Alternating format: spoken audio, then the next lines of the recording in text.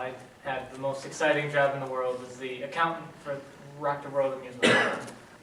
What education do you have that allows you to hold that position? I've got 2 degrees. I got my bachelor's degree that I received from Wagner College, and also my master's degree that I got from MSU in 2009. Now, hopefully after all this trial stuff blows over, I can work on my PhD in accounting, so that way I'll be a doctor, but, you know, not the kind that helps people. When did you start working at Rock the World? It was a few years ago in 2009. When I got there, I knew some things had to change. Well, what do you mean? Well, put nicely, Rock the World was one of the poorest financially managed companies I've ever seen. There was no type of data tracking, no financial statement organization, anything like that. Well, what did you do? Well, when I got there, I came in like a wrecking ball and changed everything about the financial structure of the park. I was able to organize all of the park's financial statements in accordance with the generally accepted accounting principles of the United States, and my most crowning achievement was the implementation of the wristband system Rock the World uses for the admission to the park. What is the wristband system? Well, you see, we have 2 types of admission. We have your regular pass, which is just you go in and wait in the lines. That costs $20. And then we also have the VIP World Tour bracelets, which cost $35. Now, these are much more attractive. They're the VIP treatment, and you also get like a fast pass to all the other rides. So it's pretty good. What did you notice in the park during the summer of 2012? Well, we started to notice that there were more people in the World Tour lines than ever before, and the sales of the World Tour bracelets were lower than ever before. What did you do when you noticed this? Well, first we went to the lines to confirm the suspicions and get the exact numbers. We were selling approximately fewer than 30% World Tour bracelets, but almost half of the number of people in the lines were World Tour customers. So obviously that's a big discrepancy. What happened when you noticed this discrepancy? Well, that's when I was able to determine, obviously I wasn't making a mistake with the books. So that left only the ticket booth. And the person that worked the ticket booth was Cameron Poole. And what did you do when you suspected Cameron Poole? Well, that's when I went to the employee locker room and I opened up his locker. And what did you find in Cameron Poole's locker? Well, I opened it up and I saw just piles and piles of Rock the World wristbands. What did you do when you noticed the fake wristbands?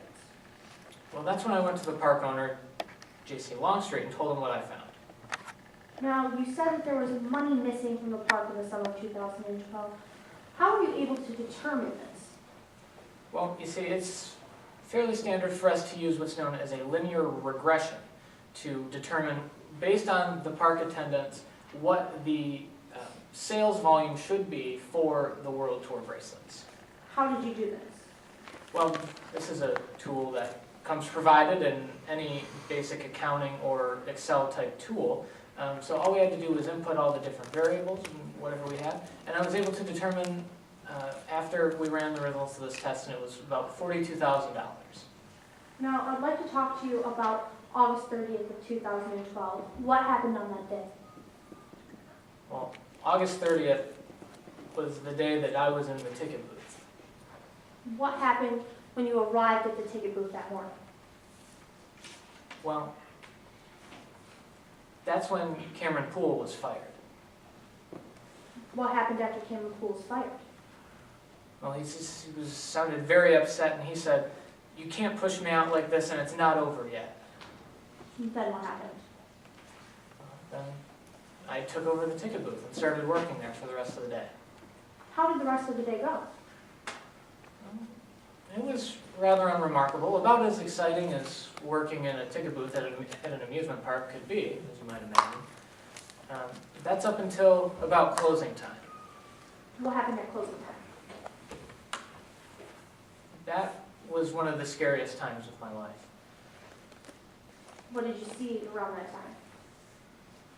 Well, because we were about to close, I was just starting to count all the money that we had received and compare the sales to the day before last year. And it was all lining up, the numbers matched, it was a beautiful thing, the way the wristband system was supposed to work.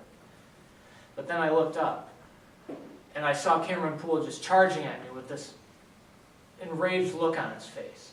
And I reached down to grab my phone from my pocket, but he said, "Put that away or you'll regret it." Then what happened? Well, before I knew it, he had this blue knife out, holding it in my face. And I actually recognized the knife. How did you recognize the knife?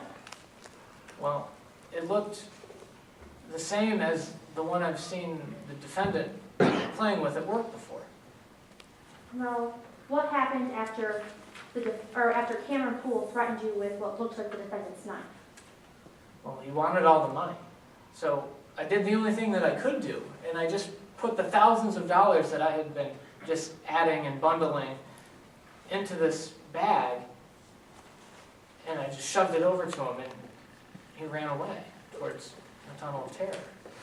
Thank you, Mr. Floyd. No further questions at this time, Your Honor. Okay, thank you. Cross-examination? Yes, Your Honor.